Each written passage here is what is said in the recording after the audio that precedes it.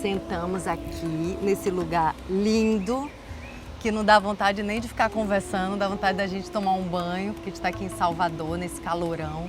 Eu olho para cá, Roger? Então tá. O Rogério pediu para olhar para cá. Então, gente, estou aqui de novo para a gente conversar um pouco. E sobre o que a gente vai falar, né? Nesse caminho do autoconhecimento. Sabe que eu falei no vídeo que a gente fez antes, eu falei sobre a criança interior. Às vezes a gente faz vários vídeos num dia, porque eu tô com os meninos da Pensarte, e aí a gente aproveita para fazer vários vídeos. Mas normalmente eu sinto um desejo de compartilhar com vocês alguma experiência que eu tô tendo, e aí eu paro para falar. Hoje não, hoje a gente já fez um vídeo e eu senti agora de continuar falando um pouco sobre a criança interna, porque eu conversei com o Rogério, que tá o Rogério e o Ed aqui comigo hoje, fazendo essa transmissão, essa gravação. E aí o Rogério falou, não, eu já li muito sobre isso. É um assunto tão vasto esse da criança interna, mas um ponto em comum entre todas as pessoas que se deram bem na vida, que são bem-sucedidas emocionalmente, profissionalmente, são pessoas que acreditam que elas merecem, enquanto que quem não é bem-sucedido acredita que não merece. Então, gente, esse conhecimento, né, essa constatação abre um campo assim para muita conversa, para muita reflexão, para muita pesquisa, muito estudo fino, né, sobre a alma humana. Mas uma das coisas que tem a ver com o sucesso tá ligado à consciência de merecimento é a presença da nossa criança interna. Pensando sobre isso, eu pude perceber que quando a gente dá atenção para a nossa criança interna, inconscientemente ela está nos transmitindo de que nós merecemos alegria, sucesso, realização, porque ela está feliz. Quando essa criança interna não está feliz, ela atrapalha a nossa vida, porque ela começa a fazer malcriação nas nossas relações, né, criar dificuldades, porque ela não está feliz. E como é que uma criança se satisfaz? Não é com coisas que um adulto busca normalmente. Então não adianta a gente, sei lá, a gente fazer uma viagem para fazer compras em algum lugar, não adianta a gente ir para um restaurante chique, não adianta nada disso, porque a criança não está muito afim disso. A criança está afim de cair aqui na água, nadar, tirar roupa, sei lá, chupar picolé. Criança quer coisas simples, né? Então, se a gente não descer um pouco do pedestal, se a gente não sair um pouco da intelectualidade, da sofisticação mental para dialogar com essa criança, a gente não consegue se relacionar com ela. Porque o que ela quer são sempre coisas muito simples. E aí, quando ela está feliz, ela também começa a nos indicar a nossa verdade. Então, gente, eu descobri que a criança interior é a guardiã da verdade. Olha que coisa interessante, porque tudo que eu queria para mim, tudo que eu almejava na vida, tudo que eu queria alcançar, a minha criança já executava, já exercia na infância. Então eu gostava de me arrumar, de me enfeitar, eu gostava de dançar. Eu era muito tímida, mas eu gostava de fazer essas coisas e pelo caminho muitas coisas foram se perdendo. Eu sou até uma pessoa que não posso muito me colocar como exemplo de quem não seguiu a criança interna, porque eu me tornei atriz. Então, de alguma forma, eu segui os desejos da minha criança. Em outros aspectos, eu abandonei ela, né? Nos aspectos dos traumas que eu tive na infância, nos aspectos das humilhações que eu passei, isso eu tinha esquecido. Mas em muitos momentos da minha vida, como eu sou artista, a minha criança estava bem feliz e eu prosperei lindamente. Em outros momentos que eu abandonava ela atrapalhava mesmo a minha vida. Então, aí o Rogério falou assim, às vezes a gente quer fazer alguma coisa, o Rogério que está aqui me ajudando, A gente quer fazer alguma coisa e a gente não faz porque acha que as pessoas não vão achar bom, vão achar estranho. Então eu quero falar disso com vocês também, né? Isso da gente não fazer alguma coisa que a gente sente vontade porque os outros vão achar estranho é uma das grandes travas da nossa felicidade, da nossa inteireza, da nossa alegria. E tem a ver com essa crença de que a sociedade sabe o que é bom pra gente. Porque os outros não sabem o que é bom pra gente. Existe uma pessoa que sabe muito o que a gente precisa fazer e precisa viver para estar feliz e para estar forte. É a nossa criança interna. Então, só com esse diálogo, só com esse contato com essa criança é que a gente vai poder evoluir e prosperar. Então, de carona com esse restinho do assunto da criança interna, eu quero trazer umas experiências recentes que eu tenho tido com relação à sexualidade. Porque a criança interna também tem tudo a ver com sexualidade. Porque é justamente na primeira infância que a gente começa a descobrir a nossa sexualidade. Muitas vezes a gente foi cortado, a gente foi traumatizado num momento de experiência. Porque a religiosidade, a sociedade acha que o corpo ou a sexualidade tem alguma coisa de impuro. Sendo que muitas vezes é a própria religião, né, que deveria estar trazendo Deus para o nosso ser e para a nossa vida, que diz que Deus não concorda com alguma coisa ligada a prazer ou ligada ao corpo, sendo que o prazer e o corpo são criações de Deus como todo o resto. Então, enquanto a gente estiver acreditando de que existe coisa certa e coisa errada, coisa pura e coisa impura, a gente não vai viver a nossa plenitude, a nossa felicidade, o nosso prazer e a nossa potência maior. Até porque a nossa sombra também, os nossos aspectos de personalidade que não são muito belos, fazem parte do nosso ser também. E a criança, como não tem esse auto-julgamento, ela sente vontade de fazer tudo. Às vezes ela sente vontade de gritar com alguém porque ela não está feliz, ela não está satisfeita. Ela sente vontade de dizer não, de dizer basta, porque ela não está preocupada em ser boazinha para as pessoas. Então, é uma coisa muito interessante a gente observar as crianças. Ela não faz nada para agradar. E isso é a melhor coisa que a gente pode fazer com a gente, é não fazer as coisas para agradar os outros. Porque cada vez que a gente está tentando agradar o outro, a gente está desagradando a nós mesmos. E aí começa essa construção de um sentimento de que a gente não merece o sucesso e a felicidade. E é esse conceito internalizado que nos impede de conquistar, cuidado para não cair aí, que nos impede de conquistar tudo que a gente quer na vida. Porque lá no fundo, a gente acredita de que a gente não merece. E não merece mesmo. Porque se a gente está fazendo a vontade dos outros, se a gente está atendendo às expectativas dos outros e não está alinhado com o que a gente quer fazer, com o que a gente gosta, a gente realmente não merece ser feliz, né? Como é que a gente vai ser feliz se a gente está preocupado com o que o outro quer? Então, esse é um processo de autoobservação muito bacana e que pode trazer resultados muito bons para a nossa vida. Então, voltando para a sexualidade, porque quando eu começo a falar, né, dessa consciência de diálogo com os nossos aspectos mais sutis e mais profundos, eu me animo e acabo me desviando do assunto. Mas voltando para a sexualidade, eu também não sou uma pessoa que seria o melhor exemplo disso. Por quê? Porque eu me sinto alguém realmente liberado nesse lugar da sexualidade. Eu sou baiana, aqui na Bahia a gente não tem muita censura e autocensura.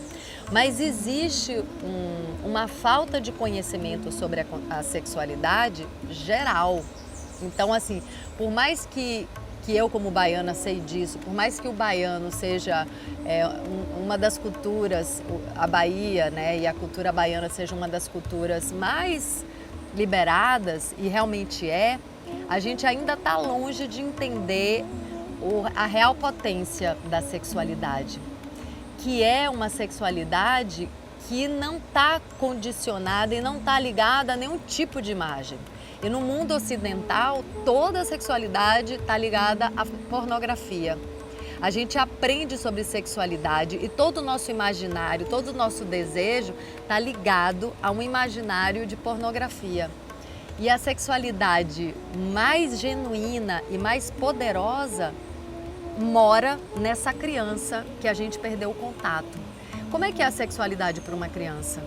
Como é que ela se descobre? Como é que ela descobre o outro? Como é que acontece essa sinergia sexual quando a criança está descobrindo a sexualidade? Ela é completamente espontânea, não tem nenhuma imagem pré-concebida. Tudo acontece ali na hora, vai sendo descoberto ali na hora e sem nenhum autojulgamento, sem nenhum sentimento de culpa, sem nenhum fantasma, sem nenhum bloqueio sobre esse movimento de descoberta. Então, se a gente conseguisse trazer essa criança de volta para que ela conduza as nossas relações íntimas, a gente teria uma ferramenta de autoconhecimento, um campo de autoconhecimento e de criação de uma força, de uma potência que a gente ainda não conhece. Então eu comecei há algum tempo esse estudo sobre a sexualidade com o Tantra, né, que é uma filosofia que engloba, né, todos os aspectos da vida. Eu ia dizer muitos, mas na verdade são todos os aspectos da vida. É uma maneira de você se relacionar com o mundo, com os outros e principalmente com você mesmo. Mas como o Tantra aceita, incorpora, engloba nossa luz e nossa sombra, dependendo de cada cultura e de cada tabu inerente àquela cultura, o Tantra vai atuar em um aspecto específico. Como aqui no Ocidente, essas coisas eu aprendi com duas pessoas que têm me conduzido em algumas experiências que eu tive. Eu vou dar crédito porque eu gosto de dar crédito, eu acho bacana. E essas pessoas com as quais eu tive minhas primeiras experiências são Ananda Prem e Carol Teixeira, que é uma antiga amiga e que hoje está nesse lugar do Tantra, trazendo uma ancestralidade feminina muito poderosa. Então, nessas pesquisas, nesses estudos, eu pude entender como a gente está longe de jogar luz nesse tabu, que aqui no mundo ocidental é a sexualidade. Então, o Tantra na Índia tem a ver com a inter-relação entre as castas, no mundo oriental tem a ver com a imortalidade, porque são os tabus dessas culturas. Como na nossa cultura a gente está muito apartado da sexualidade, como a gente tem muito medo da sexualidade, o Tantra virou sexualidade aqui no Ocidente. E realmente tem que passar primeiro por esse lugar. E por que a gente tem medo da sexualidade? A gente tem medo com razão, porque o lugar da sexualidade é um lugar de muito poder. E o nosso corpo, a nossa sexualidade tem muito poder. E a gente tem medo de quê? Desse poder que nós carregamos. Porque se você tem uma experiência realmente plena e com toda a potência que poderia ter, você percebe que a gente carrega um canal de energia muito poderosa. Um canal de manifestação de energia criativa e de êxtase que a gente ainda não conhece. Então, muitos poucos que estão tendo essa experiência, ainda com muito cuidado, estão trazendo essa notícia. Eu estou aqui fazendo a minha parte, estou trazendo essa notícia para você. Se você tiver oportunidade de ter uma experiência tântrica com uma pessoa realmente séria, eu te aconselho a experimentar, porque sem dúvida você vai experimentar alguma coisa que você nunca experimentou na vida, uma potência e uma vitalidade e uma capacidade criativa que você ainda não conhece. E aí esse Tantra, uma coisa interessante, já que eu comecei a falar dele também, uma coisa interessante de trazer é que o Tantra é uma filosofia matriarcal e desrepressora. Então, o fato de ser desrepressora já nos remete direto para a nossa criança interna, porque a criança não reprime nada. A criança é pura liberdade. Olha, eu até queria falar também, Rogério, de liberdade, mas eu já estou falando tanto que eu não sei nem se vai dar tempo de falar de liberdade. Então o Tantra trabalha no sentido contrário da repressão, é desrepressor e é matriarcal. O fato de ser matriarcal traz um time de ação e um tipo de relação do feminino. E esse feminino não é um feminino das mulheres, não tem nada a ver com isso.